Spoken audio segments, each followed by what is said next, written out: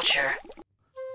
"Riddle me this, Batman," said one of Gotham's most inept hand-to-hand fighters and most brilliant minds. The Riddler, or Enigma, LOL, has been a big part of every adaptation of The Dark Knight, and remains a pretty important part of the comics too. Also, as his history stretches back really rather far, he's become something of a big fish amongst the on and off inmates of Arkham Asylum. But it's also littered with weird turns in character, off-center portrayals, and mistakes that DC Comics have tried desperately to cover up. With that in mind, I'm Ben from What Culture, and here are 10 things DC wants you to forget about the Riddler. Number 10. He's rather similar to the Joker. Right, so the Joker isn't the most original chap in the world, but you've got to admit he's memorable. So memorable, in fact, that it makes the similarities between him and the Riddler very obvious. Both characters have a weird history, as each was introduced as a one-off bad guy in the Golden Age incarnation of Batman, and rarely seen after until they were brought back properly in the Silver Age. They were just a couple of wackos who happened to have a similar obsession with both the Caped Crusader and carrying out crimes with a particular linguistic slant. The similarities haven't stopped there, though. They both turned to a life of crime simply because they were super intelligent men who were bored, each with a specific form of madness, a fixation on the Dark Knight, and with constructing elaborate crimes.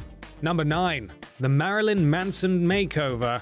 In a decade of so many other superhero enterprises being proper whack, the 90s was pretty much saved by Batman the Animated Series. It was incredible, and I will fight you if you disagree. However, there have since been various animated series of varying quality. One example of a weird animated interpretation of the Bat Friends was 2004's The Batman, which, among other bizarre character redesigns like the Joker with dreads, included a goth rocker version of the Riddler, voiced by Robert Englund. Just a bit odd and shit, really. Number 8. Everything that happened in Hush. In Hush, it turned out that Enigma had been diagnosed with cancer and that he was using one of Ra's al Ghul's resurrecting Lazarus pits to try and cure himself of the disease. During his time in The Bath, he manages to deduce that Batman is Bruce Wayne and thus enacts a plan to get him.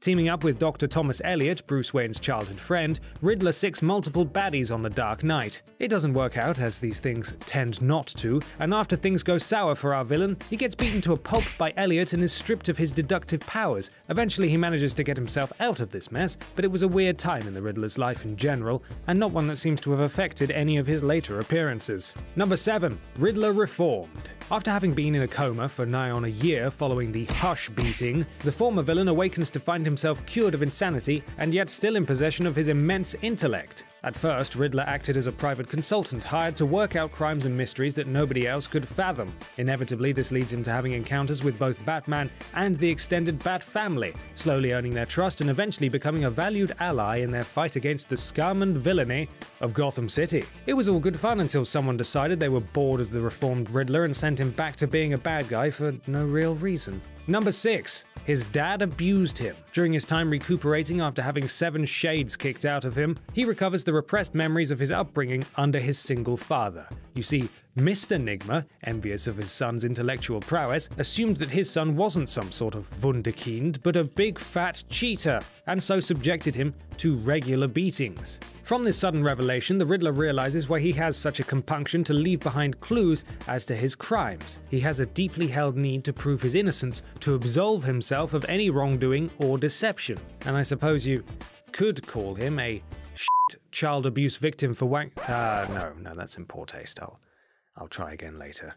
Number 5. Some of his riddles are really, really terrible. The Riddler has told a lot of terrible riddles in his time, which is pretty bad when you consider it's what his entire personality is based around. You could argue that it's down to the deep-seated need to get caught, but his crimes are all based on making riddles. So if he can't even manage that, what hope does he have for anything else? I'll leave you with one of his best. What people are always in a hurry? Russians. More of a joke than a riddle. Number 4. Jim Carrey. Some of the 90s Batman films were utter shit. Some weren't so bad. Joel Schumacher's Batman is utter shit. Can I persuade you to take a sandwich with you, sir? I'll get drive-through. One of the symptoms? Jim Carrey's over-the-top rendition of the Riddler. In the comics, the Riddler is a bit Joker-like, but when it comes to how they act, they're radically different. The Riddler is a lot more grounded in his insanity, spending less time running around giggling like a maniac, Jim, and more time being quietly confident in his fiendish death traps. Apparently, Ace Ventura didn't get the memo, and when playing Edward Nygma in Schumacher's film, decided to go full The Mask on the character. I suppose you could call him a shit Riddler for wankers. Hashtag shit Riddler for wankers. Nailed it. Number 3.